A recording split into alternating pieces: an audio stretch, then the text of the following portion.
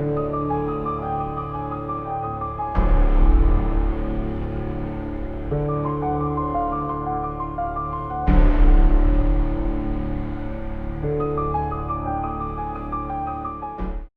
morning sun had just begun to stretch over the quiet San Francisco Bay when the L-8 airship, a silent gray behemoth, hovered slowly out of its hangar.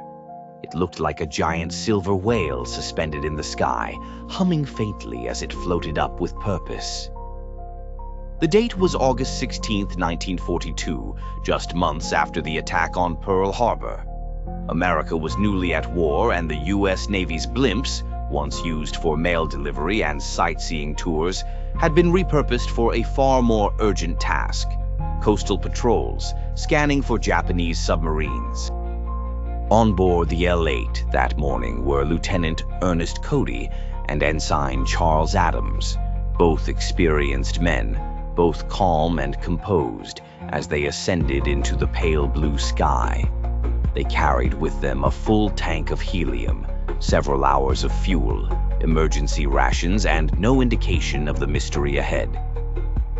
The mission was routine. The blimp was to fly southward over the Pacific Ocean, make a sweep along the coastline near the Golden Gate Bridge, and return by midday. Cody sent a final message from the radio.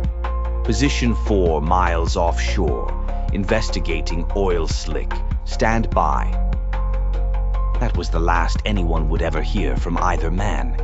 Just a few hours later, the massive blimp returned, but something was wrong. It was flying low, far too low, dipping and swaying like a drunk sailor. Residents in Daly City stepped outside and stared upward in confusion as the L-8 dragged its tail along rooftops and power lines. There were no visible signs of distress, no smoke, no fire. But the blimp was behaving erratically, like a ghost without a navigator. And then, with a final metallic groan, the L-8 came crashing down into Bellevue Avenue in the heart of suburban San Francisco. By some miracle, no one was hurt. People rushed toward the wreckage, expecting to find injured pilots or perhaps a dead crew. Instead, what they found was nothing. No Cody, no Adams, no blood, no signs of struggle. The cockpit was wide open. The door latch hadn't even been fastened. The life raft and parachutes were still inside. The radio was fully functional. A half-eaten sandwich lay undisturbed on a tray. But the crew, gone. Just gone. The Navy arrived quickly, securing the crash site and whisking the blimp away under heavy guard. Official statements were vague.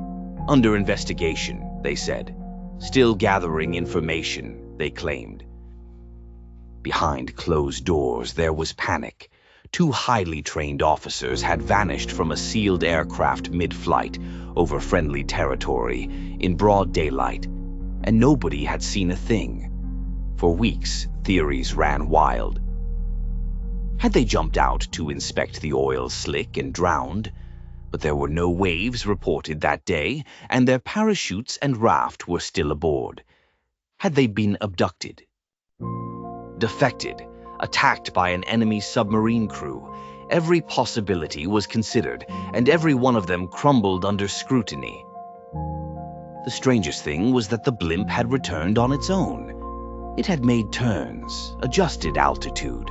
It had responded to wind conditions like someone was still at the controls. Yet it crashed only when it ran out of fuel. Could a machine do that on its own in 1942? Some began to whisper.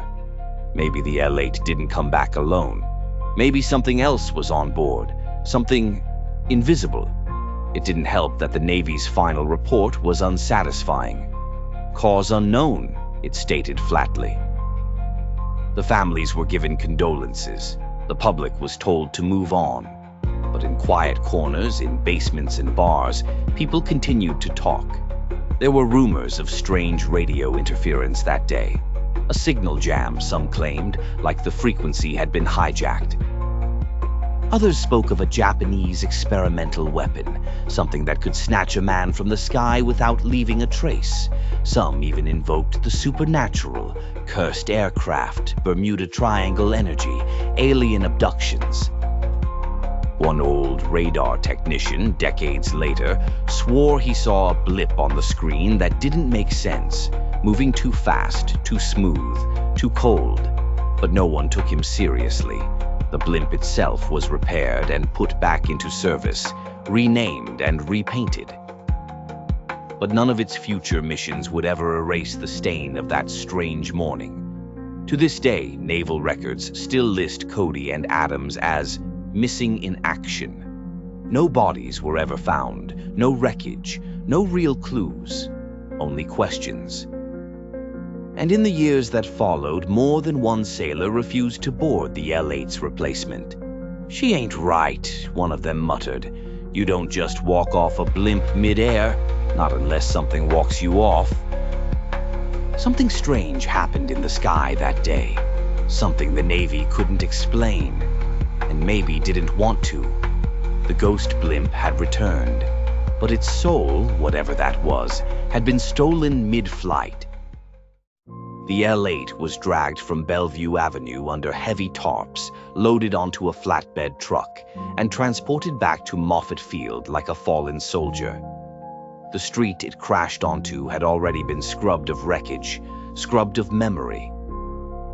Yet for days, a faint smell of oil and scorched aluminum lingered in the air like a ghost, unwilling to leave. Behind closed hangar doors, the Navy launched a full investigation. Military technicians climbed over every inch of the blimp. They tested the engines, both in perfect condition.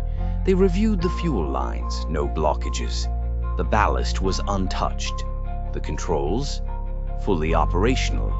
Even the radio worked as if nothing had gone wrong. Except for the fact that two men had seemingly evaporated from a sealed cockpit. The L8 was as sound as the day it was built. What wasn't so sound was the timeline. According to radio logs, Cody and Adams made their last transmission at 7:42 a.m. They were 4 miles offshore investigating an oil slick. Nothing out of the ordinary. But then there was nothing. No further calls, no distress signal, no mayday. Just dead air. At 8:50 a.m., commercial fishermen near the Farallon Islands saw the blimp circling strangely. One said it dipped low, as if someone was trying to get a closer look at something in the water. Another swore he saw a man standing near the gondola door, leaning out, but couldn't be sure.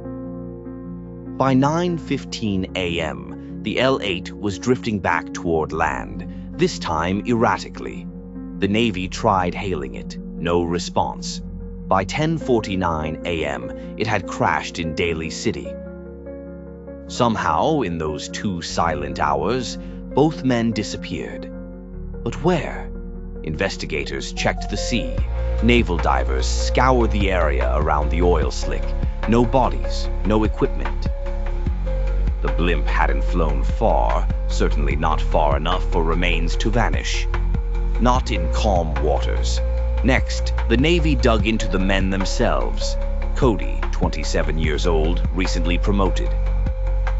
Clean record, engaged. Adams, 34, a veteran, steady, reliable, a churchgoer. Neither had enemies. Neither had reason to desert. Their families were brought in and grilled quietly. Under the assumption that maybe, just maybe, there had been a personal motive. But there wasn't. If anything, both men were excited about their assignment. Cody had even mailed a letter the night before, describing how proud he felt to be part of something important. There were no red flags, nothing that said, these men would vanish. What made things worse was the eerie state of the cabin. It was as if someone had walked away mid-task. One headset was still warm when the wreck was recovered. Adams's logbook had an unfinished sentence.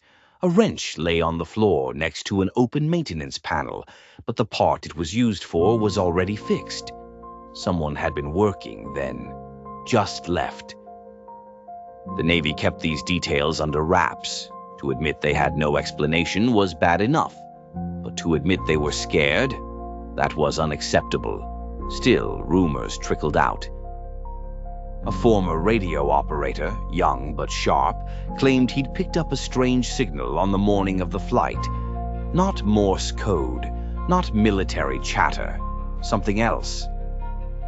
A garbled tone, rhythmic, metallic, like a language trying to push through interference. He said he logged it, then erased it after a superior officer told him to forget it. Years later, in a memoir that was quietly self-published, he wrote, "I don't know what I heard that day, but it wasn't human." Then there was the hangar technician who swore the blimp smelled wrong after its recovery. "Ozone," he said, "like after a lightning strike, but we didn't have storms that day." He mentioned other things too, metal tools that magnetized unexpectedly, the compass on board swinging slowly in circles. All of it dismissed by superiors, classified, forgotten. But the men on the base didn't forget. Pilots began referring to the L-8 as the Widowmaker. Mechanics refused to work on it alone. And more than one sailor reported hearing footsteps inside the blimp late at night. Slow, deliberate steps, like someone still pacing the narrow cabin. When checked, no one was there. Eventually, the Navy reassigned the blimp for training missions, shorter flights, always with more than 2 crew members. No one ever vanished again, but the stories never stopped.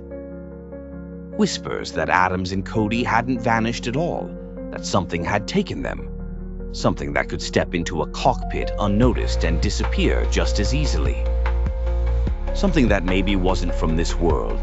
Over time, the L-8 was decommissioned. Its remains were quietly dismantled, repurposed, scattered across scrap yards and warehouses. But the mystery lingered, unspoken, but alive.